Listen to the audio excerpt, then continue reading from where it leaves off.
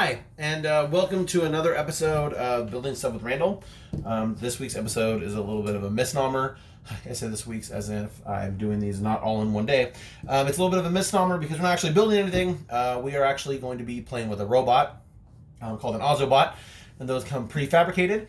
So today is more about showing you the basics of how they work, some do's and some don'ts, some tips and tricks, so that when you turn these over to the kids for an objective-based STEM project where it's not step by step again, it's that they kind of get to figure it out on their own, that you'll be able to answer their questions though. That's the big thing. To do an ozobot thing, you really only need two things or three things. You need a blank piece of paper, you need markers. These are official ozobot branded markers. You can use any marker. I actually don't recommend Sharpies. Not only are they more expensive, but their tips are too narrow.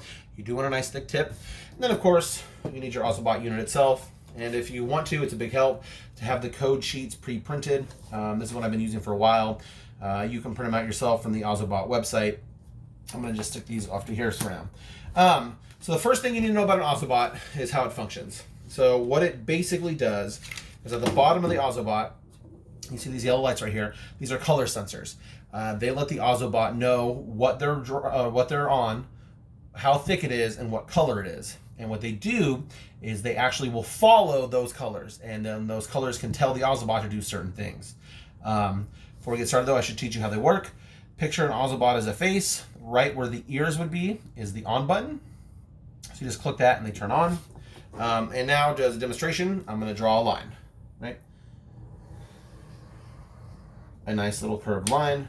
And the ozobot follows the line, right? Pretty simple. When it reaches the end of the line, it stops. Your first trick, and the first thing I want you to notice, is the shape and thickness of this line. You do not want to have your line be too narrow. If I drew a line like this, that's too narrow for an ozobot. It might read it, and it might not. In this case, it might not. You also don't want your line to be too thick. If you try to get like you're an artist and you're doing multiple strokes and you want your line to be nice and thick because you like boldness or whatever reason you might have, something like this, your ozobot will traverse it. It'll go down it. It should. Well, in this case, it's not even doing that. Usually it will go down it. What's happening is it's reading each of these as a separate line. And it's not knowing which way it should go. It's freaking out. It's like, oh, there's 13 lines here. Where do I go? So a perfect, nice, neat line. The best way to do that is if you have a normal marker or if you have one of these ozobot ones, you just put a little angle your wrist, you drag it, and you get the perfect shape. All right. Next thing out of the ozobots are the colors, right? If it just traveled along a black line, that'd be cool, but the innovation and the usefulness of it would wear off for these kids after about 20 seconds. They'd be like, okay, what does it do now? And so what it does do is, like I said, it can read colors to perform actions. And so what I'm going to do for you right now is I'm going to draw you a really basic code. It's the tornado code. Now, all codes have to start with black and end with black. If you notice on the code sheet, they'll have black before them and after them. The reason that is once they read their color strand, a piece of black will let them know, hey, that code is done. Process the colors you read and do that action.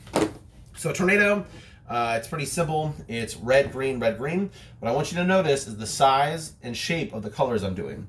I put my marker down and I just drag it a little bit and I have a nice, neat square. And in fact, after I finish coloring this, I'll hold this up to the camera to get a little closer so you can see it. But I'm going to do red, green. I don't want my colors to overlap.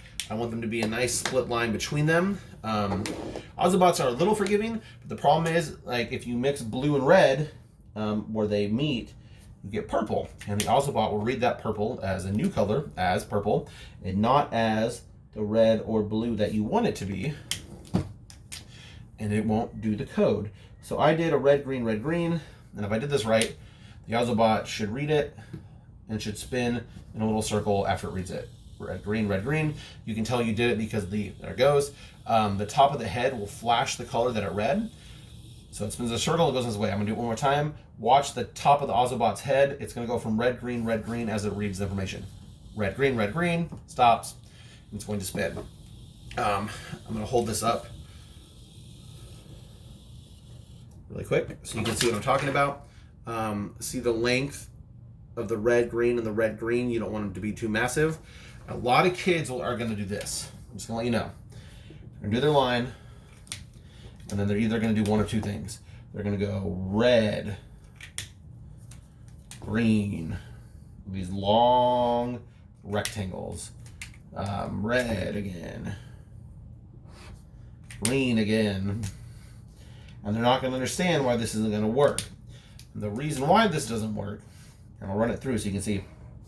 The reason why that doesn't work is because after being on a red for this long, it thinks it's reading a red a second time. It's thinking this code is red, red, red, green, green, green, red, red, red, green, green, green. It wants to read codes quickly. But as you're watching it though, notice the top of the head does change. You'll be able to see that effect of it staying red and green for longer. There's the red, there's the green, there's the red, there's the green. But you're not getting the tornado action.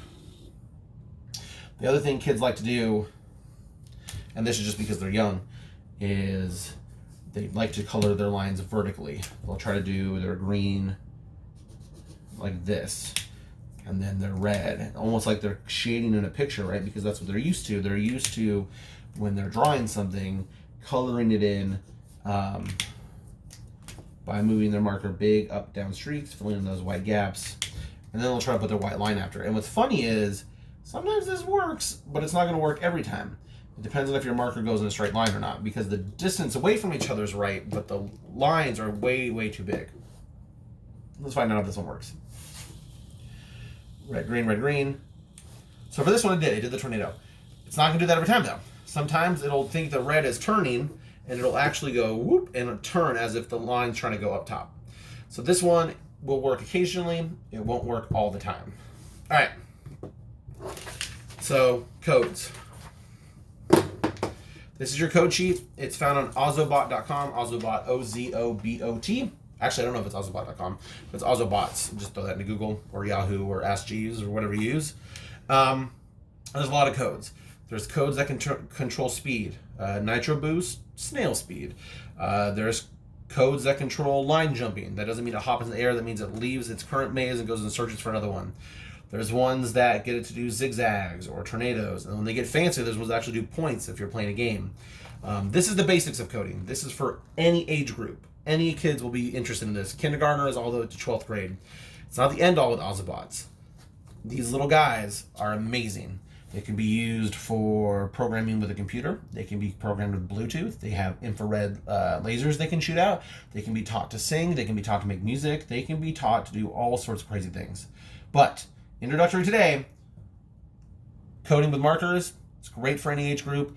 As far as activities would go, the first part, I would just tell them to free play with it. Like, hey, I've taught you now how to use the codes. I've taught you the lines. Here's the markers. 10 minutes, let me see what you can do. And after that 10 minutes, give an activity like, all right, I want a continuous loop that has 3 codes on it. And then just keep it going from there. Make a maze. And then really see what they can do with it. They're going to have a blast with it. And then from there, we teach them some real coding through block coding or things like that, or even some Java. But this is the start. This is the foundation.